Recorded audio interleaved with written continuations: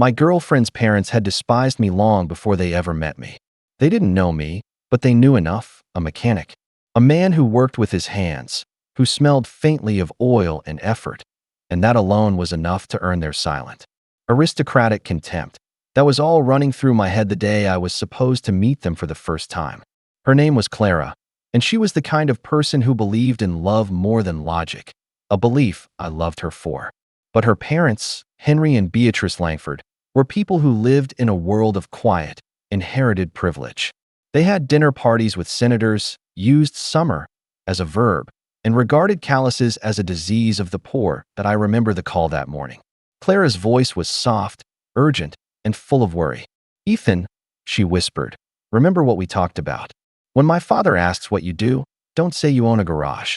Say you're in specialized automotive management. And if my mother asks about your hands, tell her you've been doing woodworking." I laughed. "Clara, I'm a mechanic. I fix cars. It's who I am." "I know," she said, her voice breaking with affection and fear. "And I love that about you. But they won't understand. Please, just for tonight, pretend a little. For me." I agreed.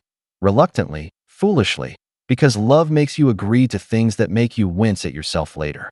I scrubbed my hands until they were red, put on the only suit I owned, and climbed into my pride and joy, a restored vintage pickup, the kind of truck that smelled like metal, leather, and years of devotion. The drive to the Langford estate took me out of the city and into a different world, one of endless fences, gleaming stables, and hedges cut into impossible shapes. For a while, I even dared to believe I'd be early. Then I saw her. An old woman stood on the shoulder of the road beside a magnificent two-toned 1960s Rolls-Royce silver cloud, its hood lifted like the wings of a dying swan. She was dressed impeccably, tweed jacket, pearls, the posture of someone who had never once needed help in her life. But she looked utterly lost before that silent machine that I should have kept driving. That was what Clara's nervous voice in my head was screaming. But something in me couldn't. That car was history.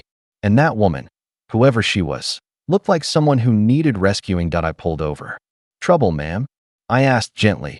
She studied me, not fearfully, but curiously. "It just stopped," she said crisply, made a dreadful noise, then refused to go another inch. "Mind if I take a look?" She nodded once. "Be my guest." Within minutes, I found the problem, a frayed wire on the distributor cap. "Simple fix, if you knew what you were doing." "I can patch it up," I told her, "but I'll get a bit dirty." "Then by all means," she smiled, "get dirty." I did. Kneeling on the gravel, I stripped, reconnected, and wrapped the wire, feeling the old rhythm return, the calm focus that came only when my hands were busy saving something beautiful. She asked questions, smart ones, about the car's make, the engine's quirks. When I told her to start it again, the engine roared back to life, a deep, perfect growl that filled the quiet evening. She smiled like a queen. "Young man, you are a miracle worker. How can I ever repay you?" "Just knowing she runs again is enough," I said, wiping my hands. Her eyes lingered on me for a moment, sharp, assessing, and then she was gone, the Rolls-Royce gliding into the golden light like something from another world. Only when I looked at my watch did the horror hit me. I was over an hour late. My suit was smeared with grease, my hands blackened again, my hair windblown. I looked like exactly what I was, a mechanic, and I was about to face judgment in the house of perfection. The Langford mansion loomed like something out of an old film, vast brick walls, gleaming windows, and a driveway so long it could have had its own postal code. I parked my truck among a fleet of immaculate sedans and stood there, clutching the steering wheel, wishing I could melt into the gravel. Clara opened the door. Her face drained of color. "Ethan, what happened?" "I can explain," I began. "There was this woman, but it was too late." Behind her appeared Henry and Beatrice Langford, living monuments to wealth and disapproval. He was tall, silver-haired, and immaculate. She was elegance embodied, her expression carved from cold marble. "So," Henry said, each word slow and cutting, "this is him. The mechanic." I stammered something about the old woman, the broken-down car, but he silenced me with a raised hand. "Punctuality, Mr. Carter, is not optional. It is respect." Beatrice's lips curved into a cruel smile. "Clara told us you were a man who works with his hands. I see she wasn't exaggerating. I wanted to disappear. Clara's eyes pleaded with me, but before I could even respond, headlights swept across the front of the mansion. A familiar, low purr of an engine echoed through the air. That sound, that voice of steel and precision, I knew it instantly.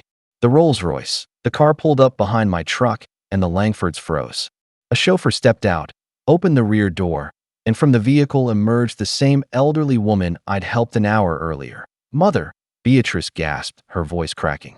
"What on earth? Why are you?" The woman ignored her completely. She climbed the steps with purpose and stopped before me.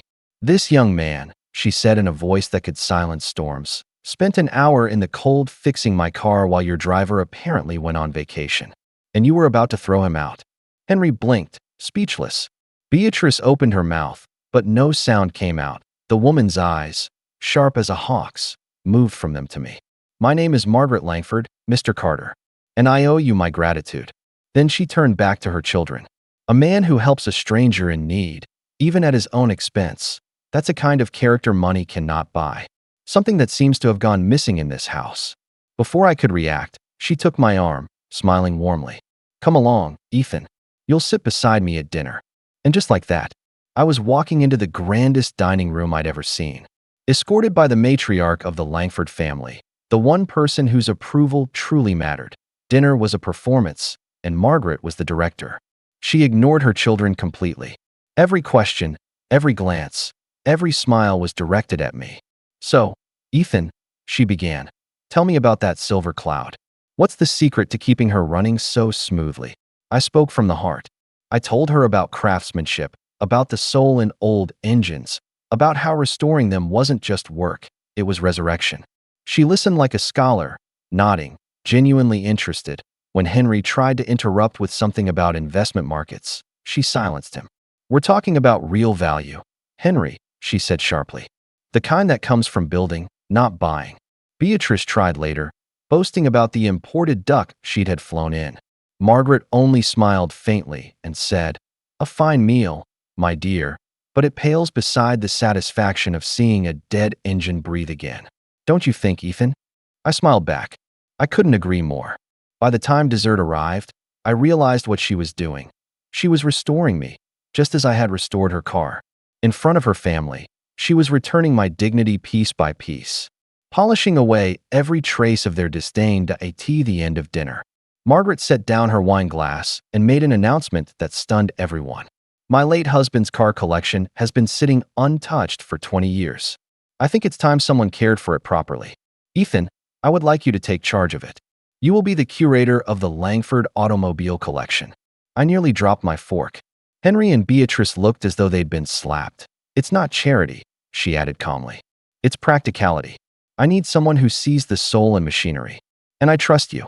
That night, as Clara and I prepared to leave, Henry and Beatrice cornered her mother in the foyer, whispering furiously, "You can't seriously trust that man with father's collection."